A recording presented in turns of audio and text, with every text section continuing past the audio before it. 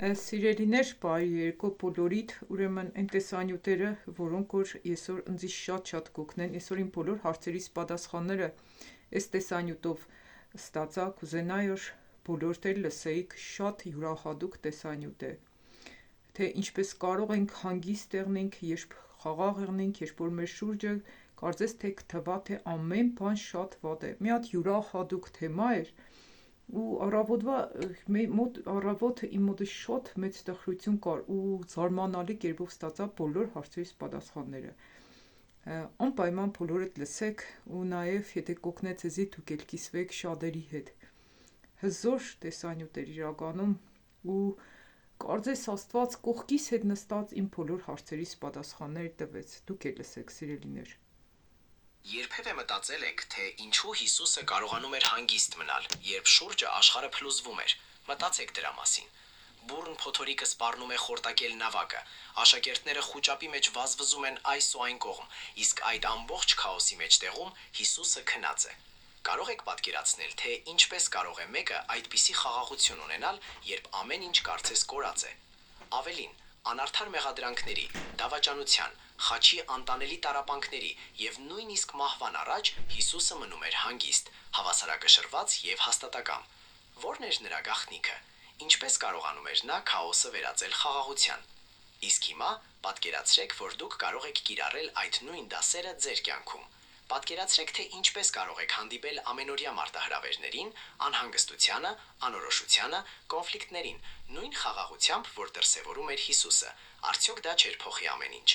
Հիսուսի թողած դասերը խաղաղության զորության մասին յուրաքանչյուրը կարող է փոխել այն, թե ինչպես եք դուք հաղթահարում սթրեսը, դժվարությունները և փոթորիկները, որոնք առաջանում են ձեր ճանապարհին: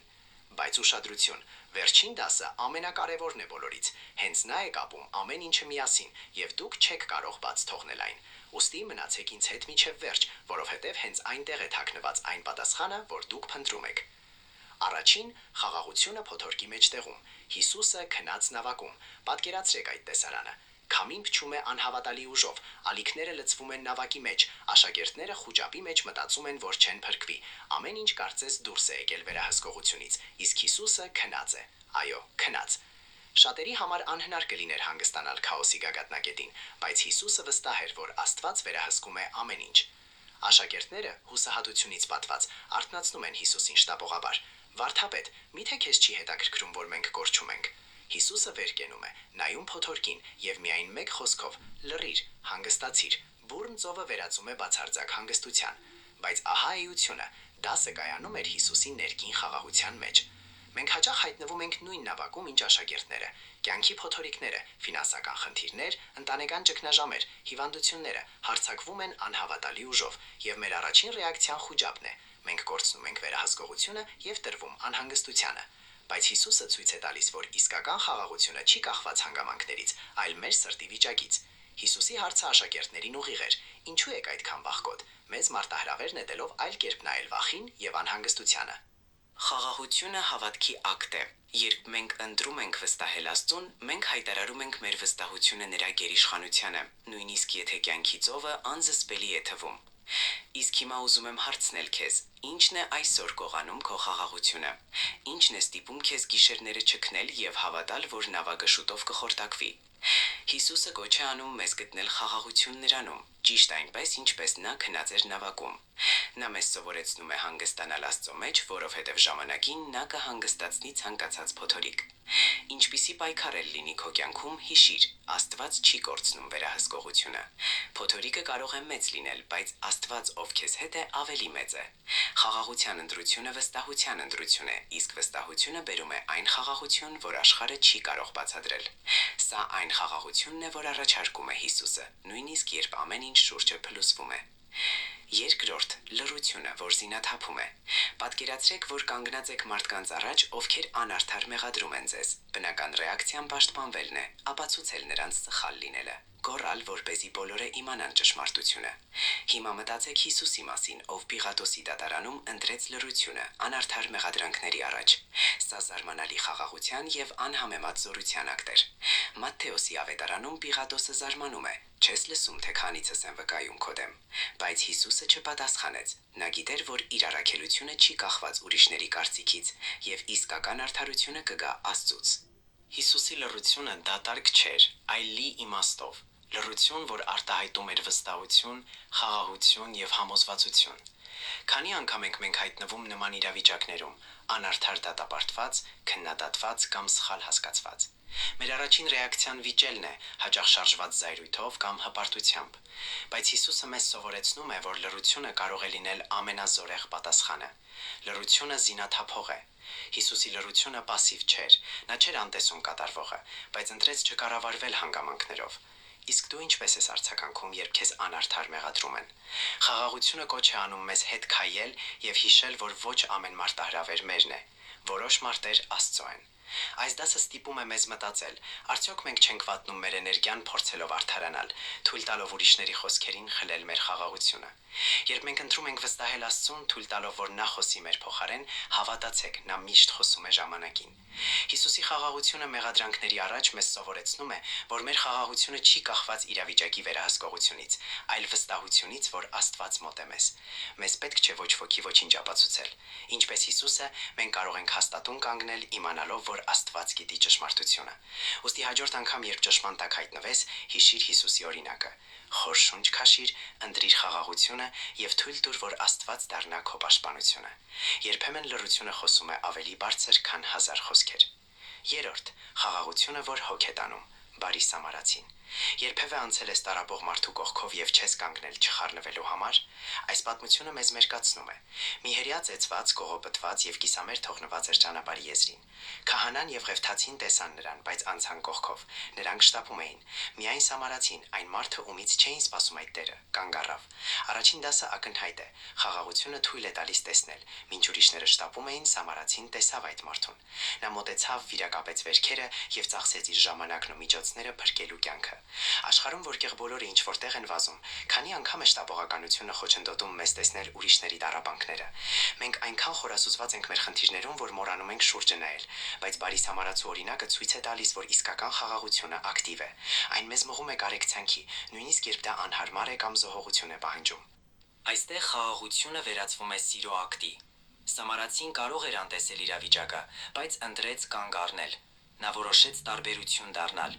Սա մեզ սովորեցնում է, որ երբ օգնում ենք, մենք արտացոլում ենք Հիսուսի սիրտը եւ աշխարհին ցույց տալիս, թե ինչ է նշանակում սիրել մերձավորին ինչպես ինքդ քեզ։ Հիմա հարցնում եմ քեզ. քանի օգնության հնարավորություն ես բաց թողել։ Հնարավոր է Աստված այսօր ուղարկում է մեկին քո ճանապարհին։ Ընտրիր խաղաղությունը, կանգ առ, տեսիր, օգնիր, ինչպես բարի սամարացին։ Խաղաղությունը, որ հոգ է տանում, փոխակերպում է ոչ միայն մյուս մարդուն, այլև մեզ։ Օգնության ձեռք մեկնելով, մենք զգում ենք այն իսկական խաղաղությունը, որ գալիս է, երբ ապրում ենք այնպես, ինչպես ապրեց Հիսուսը։ Չորրորդ. մենության զորությունը։ Հիսուսը անապատում աղոթքի մեջ։ Երբևէ զգացել ես մենակ մնալու անհրաժեշտություն, պարզություն եւ զորություն գտնելու համար։ Աղմկոտ աշխարհում, որտեղ մեզ անընդհատ ռմբակոծում են տեղեկատվությամբ եւ պահանջներով, մենությունը անհարմար է թվում, բայց Հիսուսը ցույց է տալիս, որ լռությունը կարող է փոխակերպող լինել։ Մկրտությունից անմիջապես հետո եւ իր ծառայությունը սկսելուց առաջ Հիսուսը Սուրբ Հոգով տարվեց անապատ, որտեղ ծոմ պահեց 40 օր։ Այնտեղ նա բախվեց քաղցի, հոգնածության եւ սատանայի ամենախորամանկ կայթակղություններին։ Անապատը մեկուսացման, մենության խորհրդանիշ է, եւ հենց այդտեղ Հիսուսը գտավ զորություն, պարզություն եւ խաղաղություն։ Հիսուսը մեզ սովորեցնում է, որ այն խաղաղությունը, որ մենք այդքան փնտրում ենք, չի կարելի գտնել քաոսում, այլ միայն Աստծո հետ լռության մեջ։ Երբ մենք հեռանում ենք աշխարհի աղմուկից, փնտրելու Աստծո ներկայությունը, մենք գտնում ենք այն խաղաղությունը, որ ամրացնում է հոգին եւ պատրաստում մեր միտքը ամենամեծ փորձություններին։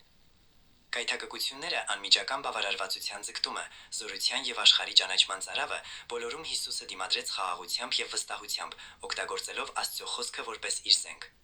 Մարդ միայն հացով չի ապրի, այլ ամեն խոսքով, որ բխում է Աստծո բերանից։ Մատթեոս 4:4։ Դասը պարզ է, բայց խոր։ Աստծո հետ մենությունը ամրացնում է մեզ։ Երբ մենք ժամանակ ենք հատկացնում աղոթքի, ծոմի եւ Աստծո ձայնը լսելու համար, մենք լցվում ենք ներքին խաղաղությամբ, որ ոչ մի գայթակղություն չի կարող խաստել։ Դու փնտրում ես այդպիսի լռության պահեր։ Թույլ ես տալիս Աստծուն խոսել քեզ հետ։ Ճշմարտությունն այն է, որ անապատը միշտ չէ, որ ֆիզիկական վայր է։ Երբեմն դա փորձությունների, ճգնաժամերի եւ անորոշության ժամանակաշրջան է։ Բայց ինչպես Հիսուսը, մենք կարող ենք անցնել այդ շրջանը վստահությամբ, իմանալով, որ Աստված մեզ հետ է։ Անապատը պարտության վայր չէ, այլ փոխակերպման վայր։ Հենց այնտեղ է ծաղկում իսկական խաղաղությունը։ Ուստի կանգ առ մի պահ, անջատիր բոլոր շեղող գործոնները, գնա հոգևոր անապատ եւ թույլ տուր, որ Աստված թարմացնի քո զորությունը։ Հենց դա արեց Հիսուսը, եւ հենց այնտեղ, լռության մեջ, նա հաղթեց ամենամեծ գայթակղություններին։ Դու էլ կարող ես։ 5. Ներումը, որ ազատում է։ Հիսուսի խաղաղությունը խաչի վրա։ Պատկերացրեք, որ խաչված եք անտանելի ֆիզիկական եւ հոգևոր ցավի մեջ։ Շուրջը մարդիկ գոռում են, ծաղրում ձեր ցավը եւ տոնում ձեր բարդությունը։ Ինչպես կարծականքեիք։ Մեզանից շատերը կպատասխանեին զայրույթով, ատելությամբ կամ հուսահատությամբ։ Բայց Հիսուսը արեց անհավատալի բան, նա ներեց։ Տառապանքի գագաթնակետին Հիսուսը նայեց իր մեղադրողներին եւ ասաց. «Հայր, ներիր նրանց, որովհետեւ չգիտեն, թե ինչ են անում»։ Այս խոսքերը մինչև հիմա հնչում են որպես խաղաղության, սիրո եւ կարեկցանքի ամենախոր դրսևորումներից մեկը, որ երբևէ տեսել է աշխարհը։ Հիսուսը մեզ սովորեցնում է, որ ներումը ոչ թե թուլություն է, այլ անհամեմատ զորության ակտ։ Երբ մեզ վիրավորում են, մեր բնական ռեակցիան կառչել վիրավորանքից եւ դառնությունից է։ Մենք մտածում ենք, որ դառնությունը պաշտպանության միջոց է, բայց իրականում հակառակն է տեղի ունենում։ Չներելը մեզ գերի է պահում։ Հիսուսը ընտրեց ազատել իրեն եւ նրանց, ովքեր վնասել էին իրեն։ Ահա մեծ դասը։ Ներումը բերում է խաղաղություն։ Երբ մենք ընտրում ենք ներել, մենք բաց ենք թողնում այն բեռը, որ խոչընդոտում է մեզ խաղաղ ապրելուն։ Սա չի նշանակում մոռանալ կատարվածը կամ ձևացնել, թե ցավ չկար։ Սա նշանակում է իրավիճակը հանձնել Աստծո ձեռքը, վստահելով, որ նա արդար է եւ ամեն ինչ կկարգավորի իր ժամանակին։ Դու նկատել ես, թե ինչպես է վիրավորանքը կործանում ներսից, քունը, տրամադրությունը եւ նույնիսկ առողջությունը։ Բայց Հիսուսը ցույց է տալիս, որ ներումը ազատում է մեզ այդ ցավի շրջանակից։ Նա կոչ է անում մեզ փոխանակել վիրավորանքի ծանրությունը խաղաղության թեթևությամբ։ Եվ ամենակարևորը, նա մեզ չի խնդրում դա անել մենակ։ Նա մեզ հետ է այդ գործընթացի յուրաքանչյուր քայլին։ Մտածիր հիմա, ում պետք է ներես։ Հնարավոր է մեկին, ով խոր վիրավորել է քեզ, կամ նույնիսկ ինքդ քեզ։ Ներում ընտրելը հավատքի քայլ է։ Սա նշանակում է ասել. Աստված, ես այս ցավը հանձնում եմ քո ձեռքը եւ վստահում եմ, որ դու կհոգաս ամեն ինչի մասին։ Եթե այդքան տառապանքների մեջ Հիսուսը կարողացավ ներել, ապա մենք էլ կարող ենք, եւ երբ դա անենք, մենք կզգանք աննկարագրելի խաղաղություն։ Սա այն խաղաղությունն է, որ աշխարհը չի կարող տալ։ Հիսուսի խաղաղությունը խաչի վրա մեզ սովորեցնում է, որ ներումը ճանապարհ է դեպի իսկական ազատություն։ 6. Ներքին խաղաղություն։ Մի հոգացեք վաղվա օրվա մասին։ Մենք ապրում ենք դարաշրջանում, երբ անհանգստությունը կարծես գերիշխում է մեր կյանքերը։ Հոգսեր ապագայի, հաշիվների, առողջության, աշխատանքի եւ ընտանիքի մասին լցնում են մեր մտքերը։ Այդ աղմուկի մեջ Հիսուսը թողեց մեզ պարզ, բայց հզոր խոսք. «Մի հոգացեք վաղվա օրվա մասին, որովհետեւ վաղվա օրը ինքը կհոգա իր մասին»։ Այս խոսքը ավելին է, քան խորհուրդ, սա ազատության հրավեր է։ Հիսուսը մեզ մարտահրավեր է նետում ապրել այսօրվա խաղաղությամբ, չանհանգստանալ այն մասին, ինչ կարող է կամ չի կարող պատահել վաղը։ Հաճախ մենք կրում ենք դեռ գոյություն չունեցող խնդիրների ծանրությունը, կանխատեսելով բացասական սցենարներ, որոնք երբեք չեն իրականանում։ Երբ Հիսուսն ասում է՝ «Մի հոգացեք», նա մեզ չի կոչանում անպատասխանատու կամ անտարբեր լինել։ Հակառակը, նա մեզ սովորեցնում է վստահել, որ Աստված, ով հոգ է տանում դաշտի շուշանների եւ երկնքի թռչունների մասին, կհոգա մեր կյանքի բոլոր մանրամասների մասին։ Նա հիշեցնում է, թե որքան ավելի կհոգա մեզ իր զավակների մասին։ Անհանգստությունը գողանում է մեր խաղաղությունը, շեղում մեզ ներկա պահից եւ խոչընդոտում վայելել այսօրվա օրհնությունները։ Քանի անգամ ես բաց թողել այսօրվա ուրախությունը վաղվա մասին անհանգստանալով։ Հիսուսը կոչ է անում մեզ հանգստանալ այն վստահության մեջ, որ Աստված արդեն ապագայում է։ Մեկ ճամփրուտը խորհրդանշում է անցյալի հոգսերը, մյուսը ապագայի անհանգստությունը։ Բեռը այնքան ծանր է, որ դու չես կարող առաջ գնալ։ Իսկ հիմա պատկերացրու, որ Հիսուսը կանգնած է քո առաջ եւ խնդրում է բաց թողնել այդ ճամփրուկները եւ վստահել իրեն։ Նա ուզում է, որ դու ապրես խաղաղ, թեթև եւ կենտրոնացած այսօրվա վրա։ Խոր շունչ քաշիր եւ մտածիր, ինչն է խլում քո խաղաղությունը այսօր։ Որոնք են քո հոգսերը։ Հիսուսը քեզ կողքին է եւ ասում. Ես հոգ եմ դանում քո մասին։ Ապրիր այսօրվա օրը, գոհացիր փոքր հաղթանակների համար, վստահիր, որ վաղվա օրը Աստծո ձեռքում է։ Իսկական խաղաղությունը գալիս է, երբ հասկանում ենք, որ Աստված հավատարիմ է իր խոստումներին, նա մեզ չի թողնում։ Երբ մենք իրեն ենք հանձնում մեր անհանգստությունները, մենք ստանում ենք խաղաղություն, որ գերազանցում է ամեն հասկացողություն։ Սա այն խաղաղությունն է, որ միայն Հիսուսը կարող է տալ մեզ։ 7. Հիսուսը ընտրելով իր աշակերտներին։ Քանի անգամ ես անհանգստություն զգացել կարևոր որոշումներ ընդունելիս։ Ճիշտ ուղի ընտրելու ճնշումը կարող է կաթվածահար անել մեզ։ Այդպիսի պահերին շտապողականությունը դառնում է մեր թշնամին։ Բայց Հիսուսը մեզ սովորեցնում է կարևոր սկզբունք։ Խաղաղությունը անհրաժեշտ է մեծ որոշումների ժամանակ։ Նախքան 12 աշակերտներին ընտրելը Հիսուսը չդարձեց իմպուլսիվ։ Նա գիտեր, որ այդ որոշումը վճռորոշ կլինի իր ծառայության ապագայի համար։ Ինչ արեց նա։ Նա մեկուսացավ աղոթքի համար։ Ղուկասի ավետարանում գրված է. այդ օրերին նա բարձրացավ Սարը աղոթելու եւ ամբողջ գիշեր անցկացրեց Աստծո հետ աղոթքի մեջ։ Հիսուսի այս արարքը մեզ սովորեցնում է երկու կարևոր բան։ Առաջին, կարևոր որոշումները ժամանակ են պահանջում։ Երկրորդ, մեզ պետք է փնտրել Աստծո առաջնորդությունը նախքան գործելը։ Երբ մենք մեկուսանում ենք աղոթքի, արտաքին ճնշումներից հեռու, արդյունքը հաճախ զղջում է։ Բայց Հիսուսը ցույց է տալիս մեկ այլ ճանապարհ։ Նա մեզ սովորեցնում է, որ իմաստությունը գալիս է դադարի, աղոթքի եւ Աստծուն վստահելու միջոցով։ Աշակերտներ ընտրելիս Հիսուսը չնայեց արտաքին հատկանիշներին կամ այն, ինչ գնահատում էր աշխարհը։ Նա տեսավ մարդկանց սրտերը։ Պետրոսը իմպուլսիվ էր, բայց նա տեսավ ավելին, քան նրանց թերությունները։ Սա մեզ սովորեցնում է խաղաղ եւ հոգեվոր խոհեմությամբ որոշումներ ընդունել, վստահելով Աստծո ավելի մեծ ծրագրին։ Իսկ դու փնտրում ես Աստծո առաջնորդությունը կարևոր որոշումներից առաջ, լինի աշխատանքի փոփոխություն, հարաբերություններ, թե նոր հնարավորություններ։ Ընտրիր գործել խաղաղ, մեկուսանալով աղոթքի։ Այս դասը մեզ սովորեցնում է վստահել, որ նույնիսկ երբ մենք չունենք բոլոր պատասխանները, Աստված վերահսկում է իրավիճակը։ Խաղաղությունը գալիս է վստահությունից, որ նա մեզ հետ է յուրաքանչյուր ընտրության մեջ։ 8. Իմաստուն պատասխան, շնորհքով կինը եւ լռության զորությունը։ Պատկերացրեք, որ ձեզ դնում են իրավիճակում, որտեղ բոլորը սպասում են ձեր էմոցիոնալ ռեակցիային։ Հենց դա տեղի ունեցավ Հիսուսի հետ, երբ փարիսեցիները բերեցին շնությամբ բռնված կնոջը, փորձելով թակարդել նրան օրենքի եւ կարեկցանքի միջև, բայց փոխանակ խաղալ նրանց խաղը Հիսուսը արեց զարմանալի բան՝ լռեց։ Հովհաննեսի ավետարանում կարդում ենք, որ Հիսուսը խոնարհվեց եւ սկսեց գրել գետնի վրա, անտեսելով շուրջը աղմուկն ու ճնշումը։ Այդ լռությունը շփոթեցրեց մեղադրողներին։ Երբ վերջապես խոսեց, նրա խոսքերը պարզ էին, բայց հզոր։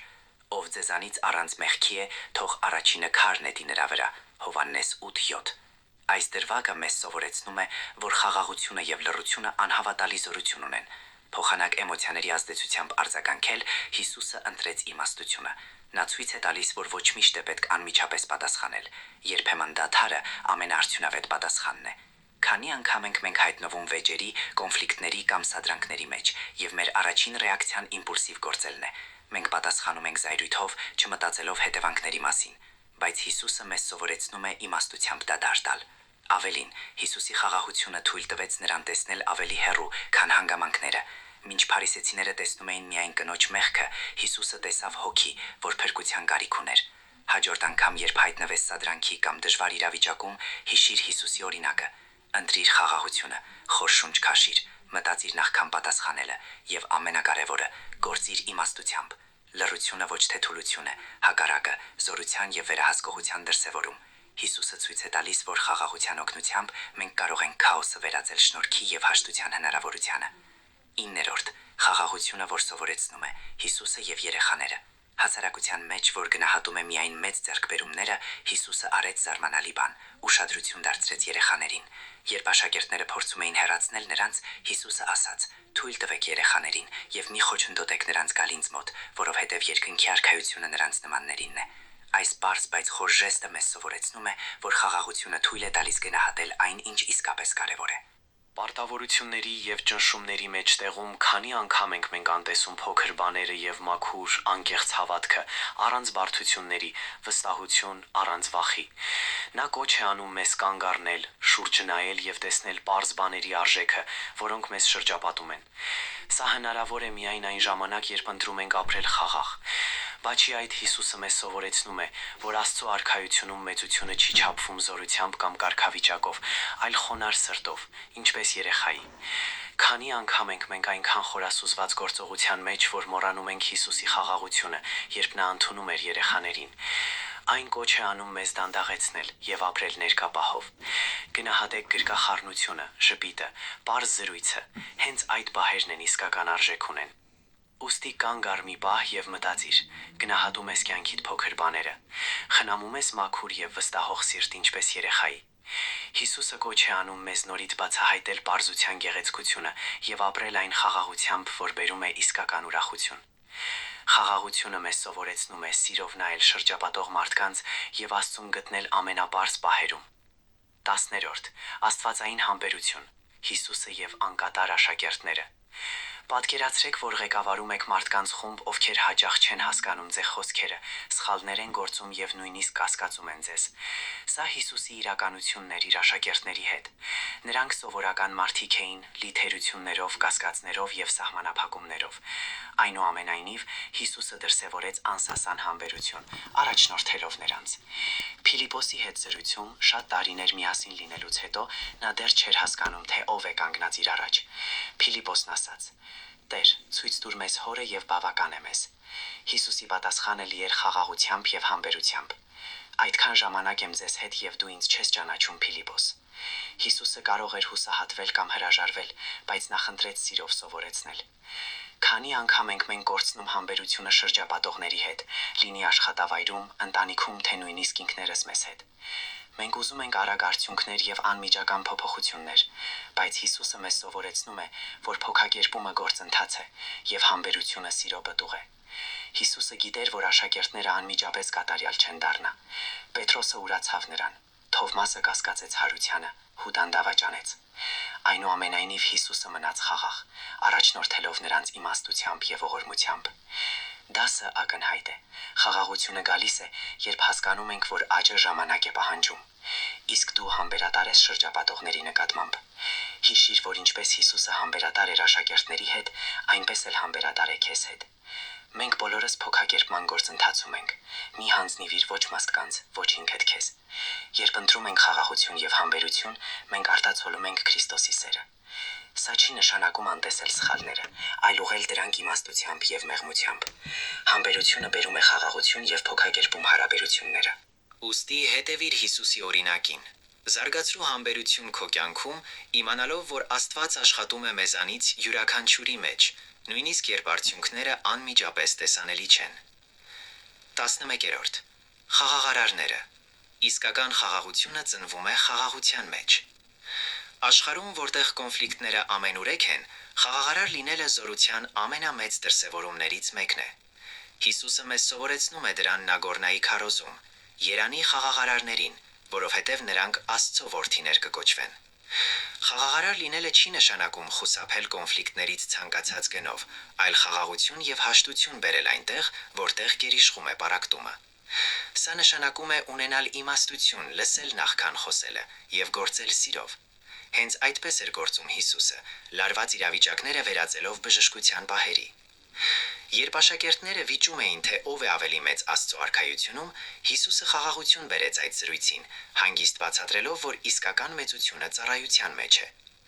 Հիսուսը ցույց է տալիս, որ խաղաղությունը ոչ միայն կոնֆլիկտների բացակայություն է, այլ գործողությունների ներկայություն, որոնք նպաստում են միասնության եւ սիրո։ Խաղաղությունը մեզ մարտահրավեր է նետում ընտրել մեկ այլ ճանապարհ։ Խաղաղարար լինելը պահանջում է խոնարհություն, էմոցիոնալ վերահսկողություն եւ կամուրջներ կառուցելու պատրաստակամություն, փոխանակ պատեր բարձրացնելու։ Երբևէ մտածել ես, թե ինչ ազդեցություն կարող է ունենալ քո վարքը լարված իրավիճակում։ Երբ ընտրում ենք խաղաղարար լինել, մենք արտացոլում ենք Աստծո սիրտը։ Մենք դառնում ենք այն խաղաղության գործիքներ, որ Հիսուսը բերեց աշխարհ։ Սա այն խաղաղությունն է, որ նա թողեց իր հետևորդներին։ Մենք կոչված ենք այդ խաղաղությունը տանել ամենուրեք՝ տուն, աշխատավայր, սոցիալական ցանցեր։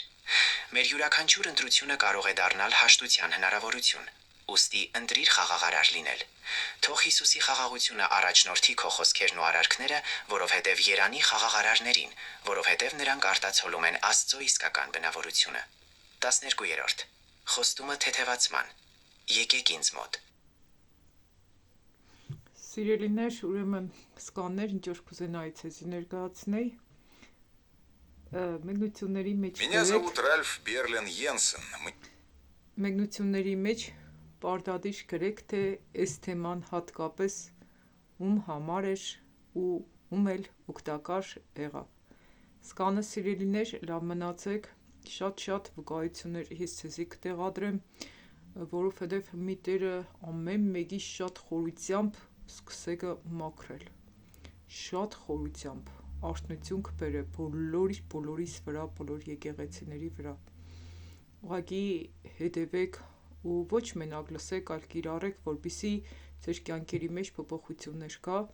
Այսօր ես նոր տարվա Սանտա Կլաուսի ամեն ինչի մասին ռուսերեն տարբերակներով տեսանյութեր եմ տեղադրել ու անպայման կթարգմանեմ, եթե Սուրբ Հոգին առաջնորդեց հայերեն տարբերակով եւս հատկապես Սանտա Կլաուսի հետ կապված, թե ինչպիսի դիվական ազդեցություն կրնա ունենա, թե մեր ընտանիքներում, թե մեր երեխեքի վրա, ինչևէ պարտադիր կթարգմանեմ, մենակ կսպասեմ Տիրոջը, ուղիղ եթեր եւս կմտնեմ, որպեսզի էլի քարոզներ տեղադրեմ, լսեք ժողովուրդ ջան։